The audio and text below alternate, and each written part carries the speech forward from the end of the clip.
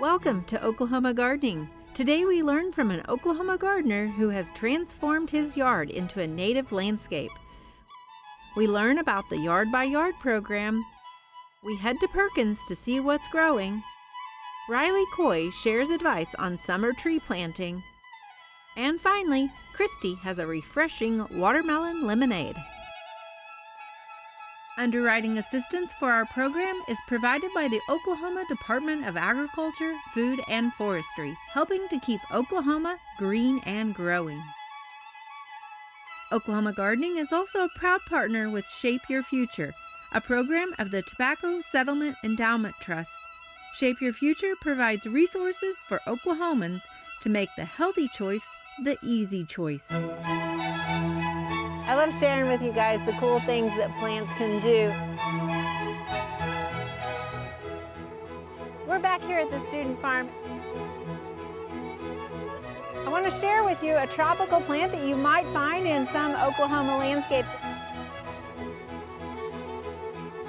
It's important to know which plants we are dealing with so that we can continue to maintain them successfully for years to come.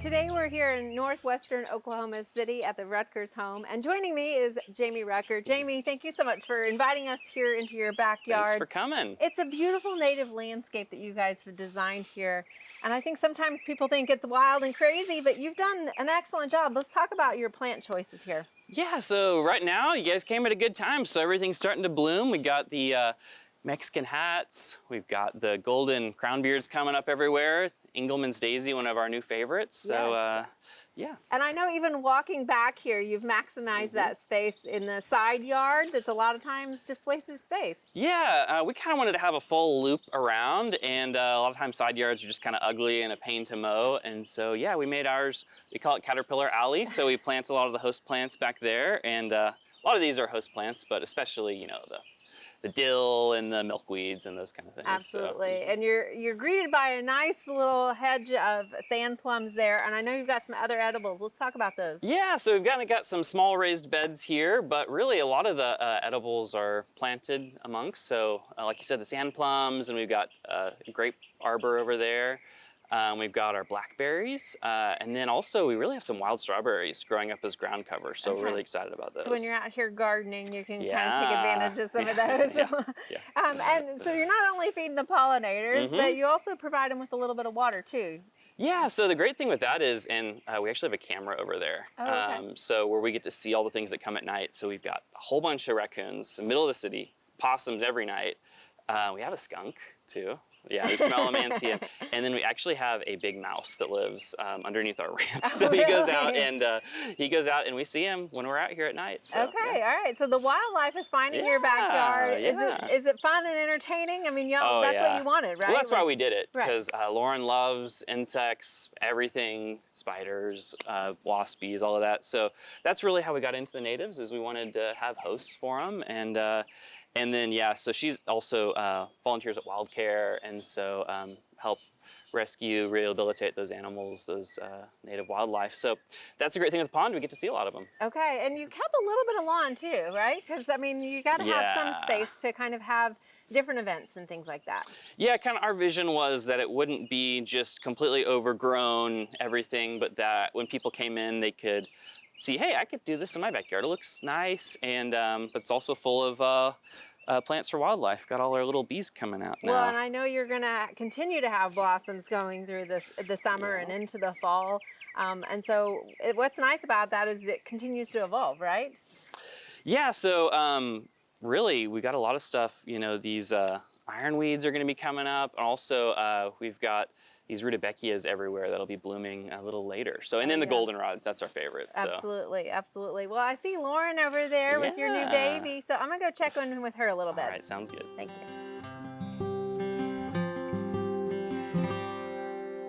Hey, Lauren, how are you doing? Hi, doing good. I love this little garden you've created for your baby Zoe. Tell us a little bit about the evolution of your garden in general. Well, when we started out, we kind of just looked at one section of our yard and said, what if we planted flowers here? And then as we started to learn more about gardening and landscaping and planning, we would kind of pick a project to do for the year and put all the elbow grease and work into it, put it together, and then, you know, through the winter kind of reflect on it and see what we thought. And then the next year we'd say, yeah, we really like that. How can we expand it? How can we, you know, do something else in our yard? So this has been, what, a 4-year process? Or? 4 years of hard work. Okay, and you had a baby in that time. How did you manage it all? We have amazing grandparents for one, but you know, at first we really tag team. We would trade off taking care of the baby while one of us is out here doing the work. And then, you know, when we can, we would bring Zoe out here with us, and we would just bring her into the gardening. And sometimes the gardening would go slower because of that, but it was always more fun.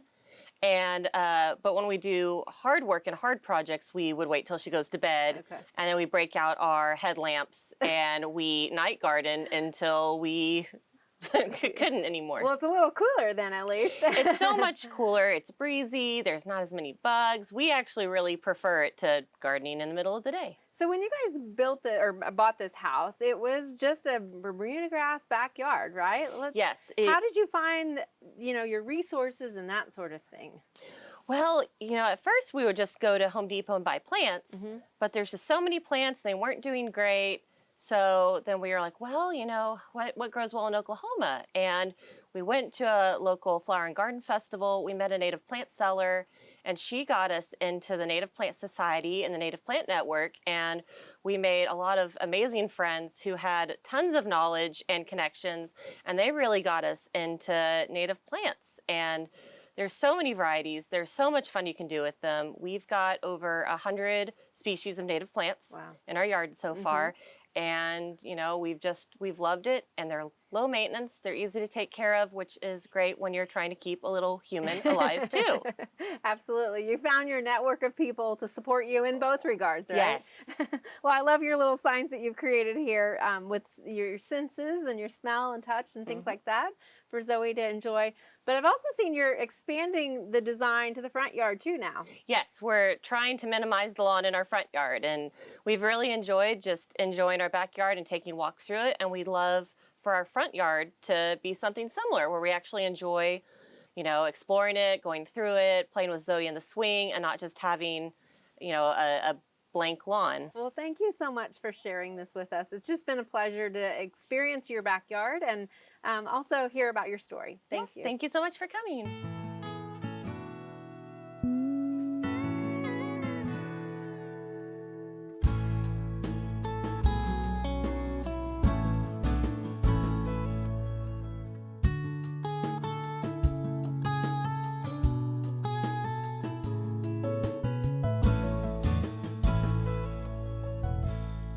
We're now in the front yard, and joining me is Marcus along with Oklahoma Conservation Commission. And today we're talking about the Yard by Yard program, which is a great program to support native plant landscapes.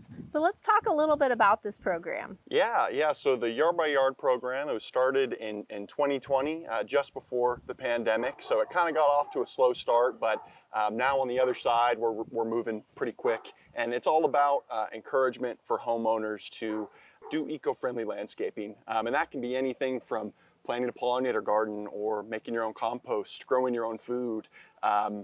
Yeah, Jamie's yard is a perfect example of focusing on natives. They're doing a little bit of everything here, right? Yeah. And so does it have to be in the front yard or the backyard? What are some of the regulations for applying for Yard by Yard? So the Yard by Yard application is kind of split up into 4 categories: soil health, water conservation, food production, and wildlife habitat.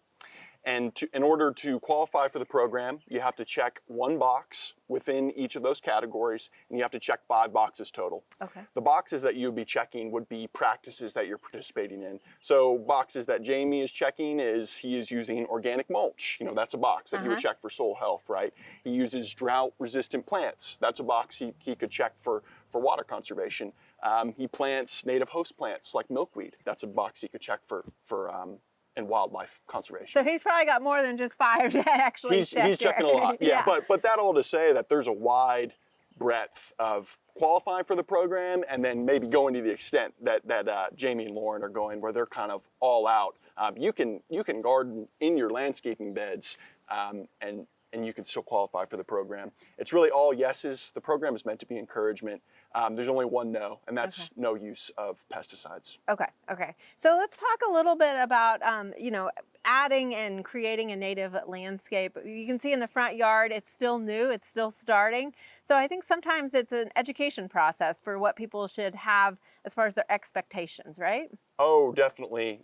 Most native landscaping plants are perennials. They kind of have to go through an establishment period before they get big. It might ebb and flow a little bit. There's a little work on the front end. Right here in front of us, Jamie had to shovel all this mulch to get rid of the Bermuda, and that's a lot of work. And then you still have to establish plants, and whether it's native plants or ornamentals, that establishment process still requires things like watering, keeping the weeds down, all that classic gardening stuff. Yeah, and he has sprinklers out here. I think that's kind of a big misconception, is you don't have to water natives, but in order to get them established, you need to help them, right? Oh, for sure. And I think any Oklahoma gardener is well aware that there's not many happy plants in July and August in Oklahoma, especially in sunny spots. Right. Dead plants are part of nature, Absolutely. But we don't necessarily want that in our front yards, right? We want our front yards to be beautiful, so they still require a little bit of care.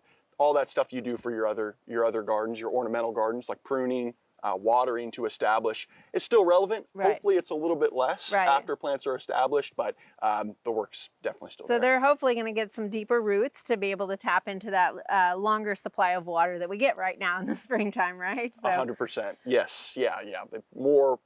Definitely more drought resistant. So I would imagine having your signs out, that's a sign that you guys provide for anybody that has applied for this and actually been approved through it? Yeah. So that's kind of probably the big prize at the light at the end of the tunnel for people who apply to the Yard by Yard program. You get a sign. This sign kind of helps let your neighbors know that, hey, what I'm doing here is intentional. I don't just have a crazy weedy patch, but these are native plants that are serving an ecological purpose. And also gives them something to Google, right? Some people might see a garden and be like, what is that person doing? But now they can Google Yard by Yard. What is Yard by Yard? They learn about eco-friendly landscaping. They learn about native landscaping just by kind of having a sign out front. Well, I think this is a great educational program. It makes it look intentional. Is this a statewide program, or? Yeah. So the Yard by Yard program, it is a statewide program, but in order for it to kind of come to your house, your county has to approve it. We have about 30 counties that participate. Our biggest, most busy counties are Cleveland County, Oklahoma County, and Tulsa County. And the reason for that is because Yard by Yard is targeted at urban populations. Okay. The Conservation Commission started in the 30s after the Dust Bowl, and it was only really interacting with commodity crop farmers, corn and wheat, to try to help them improve their soil health and kind of save Oklahoma soils. The Yard by Yard program is a step for the Conservation Commission into urban environments. We want to get involved with all landowners, big and small, and this is kind of our way of doing that. This is fantastic. So if people want to find out more about this, where can they find that? Yeah, they can check us out on Facebook, the Yard by Yard Community Resiliency Project, or they can check out our website, okconservation.org. Excellent. Thank you so much, Marcus.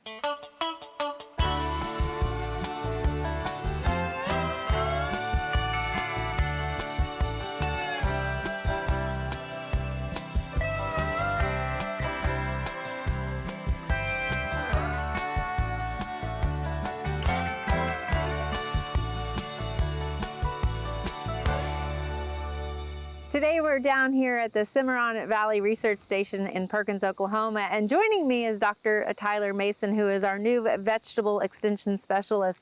Dr. Mason, thanks for having us down here. So good to have you. Yeah, Welcome. I always enjoy coming down here and seeing what research is going on, and I know you've got a lot of different trials, and you actually started some last fall. Let's go ahead and get started with what you've got. Yeah, in the background you can see some weedy plots.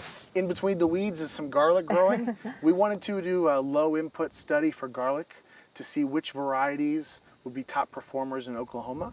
So we're doing a variety trial. We're growing 10 different entries, both hardneck and softneck. Okay. And we want to see how they perform. And today my student is with me today, Victor Ware. He's helping us harvest the garlic. And then in the front, I have some other projects that I'm also managing. These first 2 rows are tomatoes, and we want to evaluate management techniques for nematodes in tomatoes. And then which is a big problem, right? Yeah, I mean, it it is. makes the root not nematode, and once you have it in the soil, you can't do much for it except for treat it or grow resistant varieties. Okay. And then I also have a tomato variety trial planted for market growers. We want to find those unique, delicious tasting and high yielding tomato varieties. And then one of my personal passions is the delicata winter squash. Okay. I think it is the most... Is that what this is? Yes, it is. Yeah. I have a whole row of delicata winter squash, and we want to know what is a good performing, small, personal sized squash for the Oklahoma garden. Okay. And then I also want to evaluate techniques for integrated pest management for squash bugs. Oh. It's a major problem, as you know. I'm sure you've covered it. Everybody's looking for the answer on that one still. So we're trying an integrated pest management approach where we're growing some from seed and some from transplant to see if you have a larger transplant in the season, is it more resistant to squash bugs because there's more biomass to protect them. Gotcha.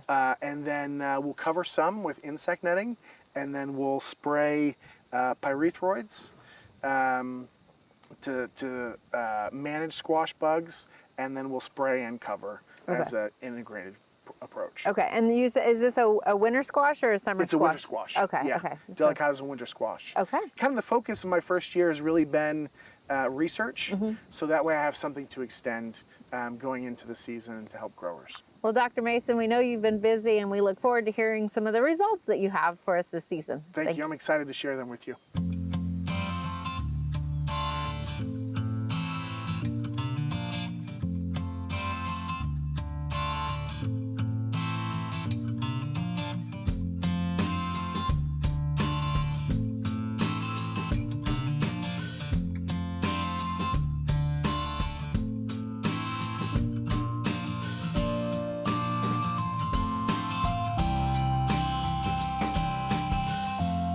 Today, joining me in the garden is Riley Coy with the Oklahoma Forestry Services. And Riley, things are heating up, and I know I'm not the only one that wants to hide in the shade this time of year, but is now the best time to be planting trees? Absolutely. No, I'm feeling it too. It's pretty blazing right now. Unfortunately, no, now is not the best time to be planting trees. You're going to really want to look for anything below 80 degrees to have the highest chance for success. Okay. Can you get away with planting it right now? If you do everything properly and really baby that tree, yeah, you can get away with it. It's been done. But your chances for success go way down at this time of year. Okay, and I've kind of heard a rule of thumb is you can plant a tree in any month that has the letter R. Is that so you're leaving out May, June, July, August? Yeah.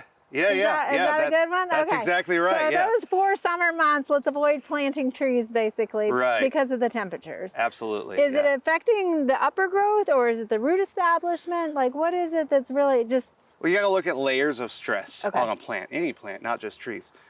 Whenever you're sticking it in the ground, it's got to go through that transplant shock. If you add oppressive heat or dryness or water holding capacity in clay soils on top of all of that, then that's just a recipe for failure, honestly. Right. Okay, so it's just undue stress that's added to it. You just want to take away some of those layers of stress, and planting in the right time of year is just going to not add that major layer of stress that can mean the difference between success or failure. Okay, so maybe when we get into September, that has an R in the month, we can start thinking about going and purchasing trees and getting them in the ground. Now, I know there's always been a little bit of debate about how to properly plant a tree. Can you clear up some of those myths? Do we amend the soil? Do we stake? Do we cage it? Let's talk about once we're putting it in the ground, what do we need to do? There's a lot of ifs, ands, and buts, but just kind of the rules of thumb, do not amend the soil. Put the tree directly from the pot into the soil. Go ahead and check the roots. Make sure there's no gurgling roots. Make sure your hole is 2 times wider. Plant the tree high. It won't die, as we always say. So you want the root ball to be a little bit above grade. That way you can anticipate the the sinking of the tree as the macropores in the soil deflate. Resettle, yeah. Right, right. Yeah. So Okay. the tree will settle. Really, that's all you got to do. You just stick it in the ground and let the tree do the rest. Okay. If you make that hole really, really desirable, then the roots aren't going to escape that hole. They're just going to circle around in that hole. So that's what happens when people try to amend the soil as they're planting a tree. Okay. You kind of want to treat the tree a little bit badly so that it's forced to get out there and establish itself. Right. That's going to make the tree more resilient and more likely to have a long-lasting life. Okay. And I know you said make the hole 2 times as wide as the diameter. I think that's a critical thing because I think a lot of times we think the roots go down, but on trees they're going out, right? Absolutely. Most of the trees are going to be in the top 18 inches of soil, and they're going to be at least as big, usually bigger than the canopy of the tree that you see above ground. Okay. So they're not a mirror image of each other like I was taught in grade school. It's more like a lollipop sitting on top of a plate. Okay. All right. Good to know. And then a staking or caging, and we've got deer in Oklahoma, right? Yeah, yeah. Caging is, for some species, is really, really necessary, especially depending on where you're at. The further west you go, the more important this is. Okay. Staking, there's a lot of debate between staking, whether you should do it, whether you shouldn't. In Oklahoma, we experience really strong winds. So it's a smart idea to stake your trees in Oklahoma. If they're really protected in a forested area or heavily treed area, it might not be necessary to stake your tree. You're just gonna have to use your judgment on that. Okay. But the stakes are not there to hold the tree up, right? They're there to support it through those heavy winds. Is Correct. You want the tree to have some sway to it so it can develop the taper down at the base of the tree. That's what's gonna give you a strong I tree always in say the it's like future. abs on a tree, right? Yeah, it's like abs or like the quads Yeah, on a tree, okay, you know? okay. You want those to develop and get strong. If you've got those stakes pulled tight, that tree has no sway. It's not using those muscles, so it's not going to develop that taper. Right. And so when you do take those stakes off, then it might just snap the It's next just going time. to be floppy, right? Okay. And checking our stakes. Can we talk about that too? Because I think that's always important as well. Making sure that how long can we go with our stakes on our tree? Yeah, basically? go out there and, you know, maybe once a year. You're really only going to need your stakes on for probably the first 2 to 3 years. But after that second year mark, go out there, give that tree a little shake, pull it back, see if it snaps back on its own. If it can snap back on its own, if you can give it quite an extreme bend and it goes back with no problem, take those stakes off. It doesn't need it anymore. All right. Well, thank you. We'll remember all of this information come September. Thank you so much, Riley. Absolutely. Thanks for having me.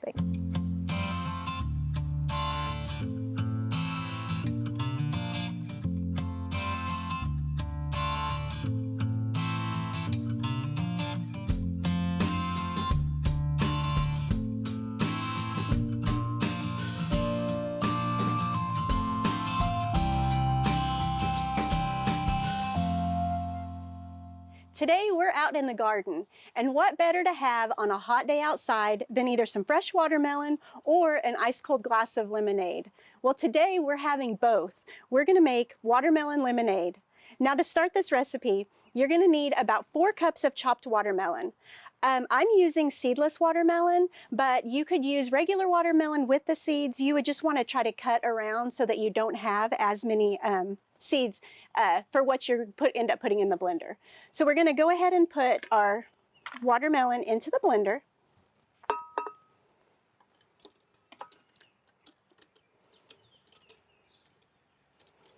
And then we'll start adding our lemons. We're going to want about a 1.5 cups of lemon juice, and that's equal to about 6 large lemons. So we'll just cut these in half, and then we'll try to squeeze as much juice out of each one of these as we can.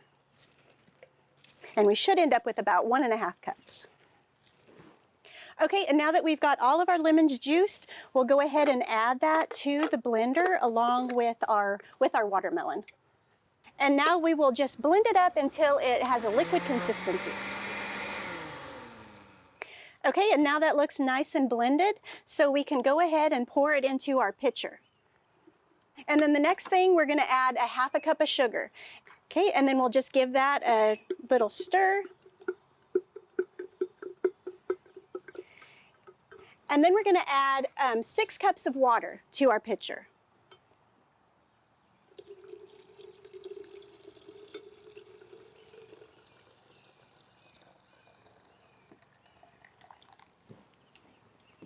Okay, and then we'll give it another little stir, make sure everything is nice and mixed. And this drink is going to be loaded with vitamin C and really a good source of hydration for you and your family on these hot summer days. But really, that's it. We're going to go ahead and pour it into our glasses with ice, and it will be ready to enjoy. So again, this is the watermelon lemonade. I hope you give it a try. I'm sure your family is really going to like this. For this recipe and more like it, scan this QR code.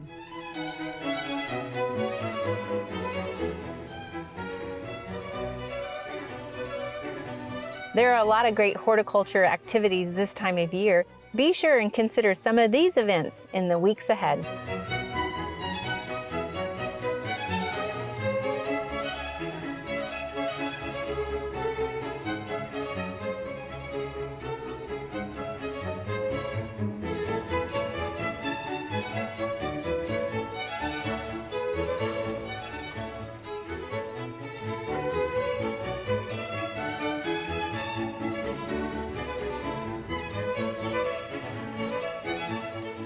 Join us next week on Oklahoma Gardening as we head out to the ballpark.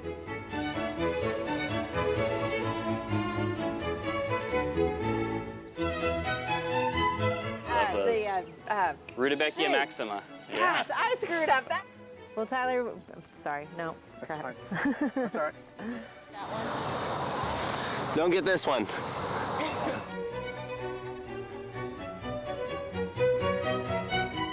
To find out more information about show topics as well as recipes, videos, articles, fact sheets, and other resources, including a directory of local extension offices, be sure to visit our website at oklahomagardening.okstate.edu.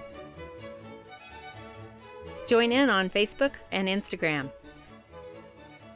You can find this entire show and other recent shows as well as individual segments on our Oklahoma Gardening YouTube channel. Tune in to our OK Gardening Classics YouTube channel to watch segments from previous hosts. Oklahoma Gardening is produced by the Oklahoma Cooperative Extension Service as part of the Division of Agricultural Sciences and Natural Resources at Oklahoma State University. The Botanic Garden at OSU is home to our studio gardens, and we encourage you to come visit this beautiful Stillwater gem.